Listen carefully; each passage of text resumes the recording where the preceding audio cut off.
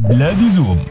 مرحبا بكم. وجه عبد العزيز بوتفليقة رسالة استقالته من رئاسة الجزائر الثلاثاء 2 أبريل نيسان 2019 إلى رئيس المجلس الدستوري، برر عبرها قرار تنحيه عن الحكم بعد 20 سنة من وصوله لكرسي رئاسة الجزائر. وقال الرئيس الجزائري المستقيل: إن قصدي من اتخاذ هذا القرار إيمانا واحتسابا هو الإسهام في تهدئة نفوس مواطني وعقولهم لكي يأتي لهم الانتقال جماعيا بالجزائر إلى المستقبل الأفضل الذي يطمحون إليه طموحا مشروعا.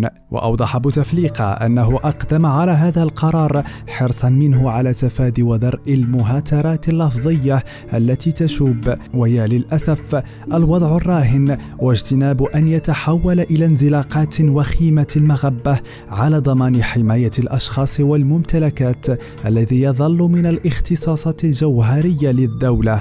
وأضاف قائلا: إن قراري هذا يأتي تعبيرا عن إيماني بجزائر عزيزة كريمة تتبوأ منزلتها وتطلع بكل مسؤولياتها في حظيرة الأمم. وقال بوتفليقة إنه اتخذ في هذا المنظور الإجراءات المواتية، عاملا بصلاحيات الدستورية وفق ما تقتضيه ديمومة الدولة وسلامة سير مؤسساتها أثناء الفترة الانتقالية التي ستفضي إلى انتخاب الرئيس الجديد للجمهورية.